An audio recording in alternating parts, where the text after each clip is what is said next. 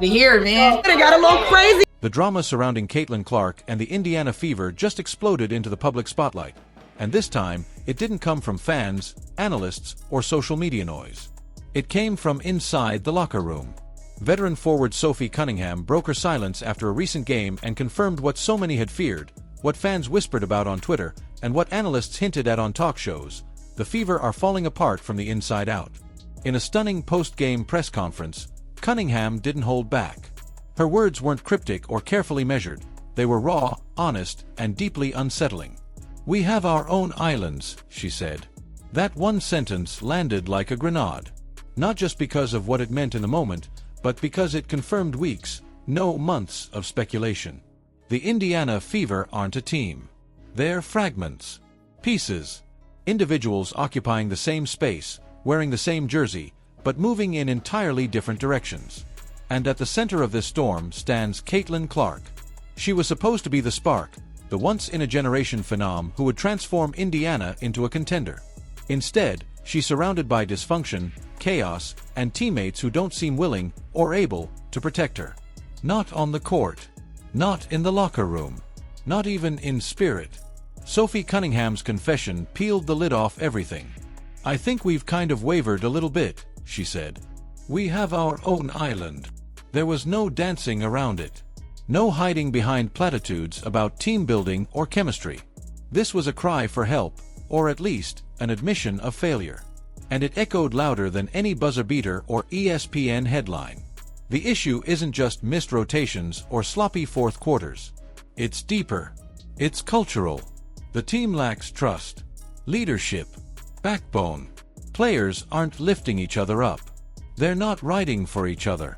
And when it comes to Caitlin Clark, arguably the most valuable asset in the WNBA right now, that breakdown is more than just disappointing, it's dangerous.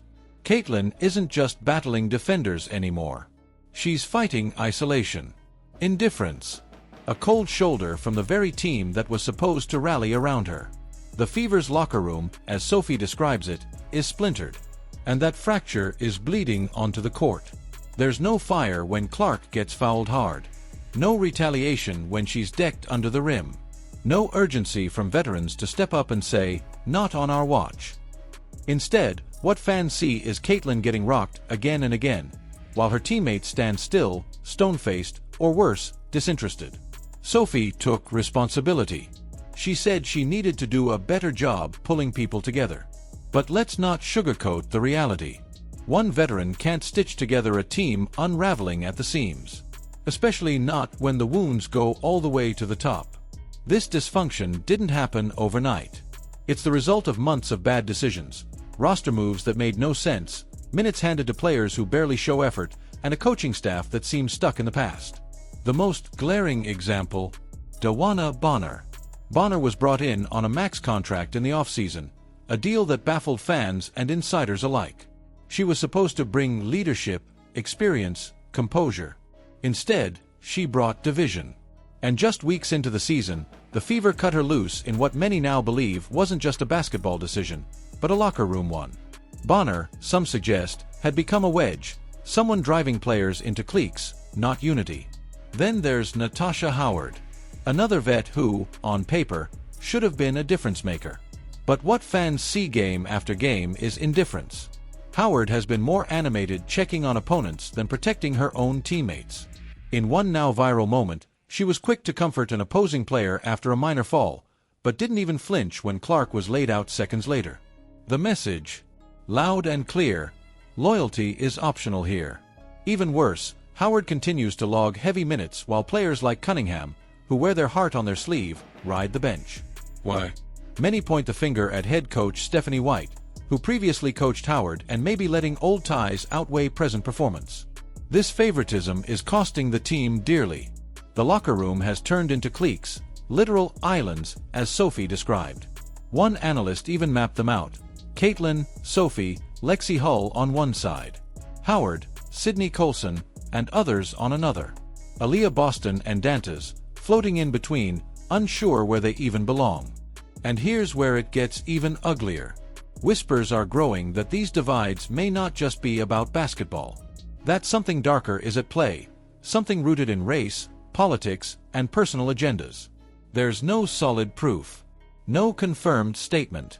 But when players are walking on eggshells and fans start asking questions no one wants to answer, you know it's more than just bad chemistry. It's a crisis. Compare this to last year's Fever squad. They weren't good, but they were unified. They had glue players like Erica Wheeler and Temi Fagbenel who held things together, who kept the locker room sane even during losing streaks. This year, that glue is gone. And in its place, social media darlings, aging stars, and a front office chasing headlines instead of wins. The result? A once promising franchise spiraling into disarray, and doing it in full view of the entire world. Because make no mistake, the world is watching. This is Caitlin Clark we're talking about. The most popular women's basketball player in history. The needle mover. The ratings queen. The player whose mere presence has sold out arenas, exploded merchandise sales, and brought millions of new eyes to the WNBA. And how have the Fever protected their investment? With silence. With slow, outdated offense. With teammates who jog down the court while Clark bleeds for every possession. And with a coaching system that looks allergic to spacing, pace, or creativity. Stephanie White's system, if you can even call it that, feels like it was pulled from a decade-old playbook, half-court sets, clogged lanes, and no urgency to leverage the talents of the one player who could actually save this team. Caitlin Clark didn't come to Indiana to stand still while the world moves around her. She came to compete, to inspire, to win. And instead, she's trapped in a slow, confused system surrounded by teammates that either don't know how, or don't want, to help her. And somehow, she's still thriving. Leading the league in assists. Carrying the team in key stretches. Setting viewership records every time she steps on the court.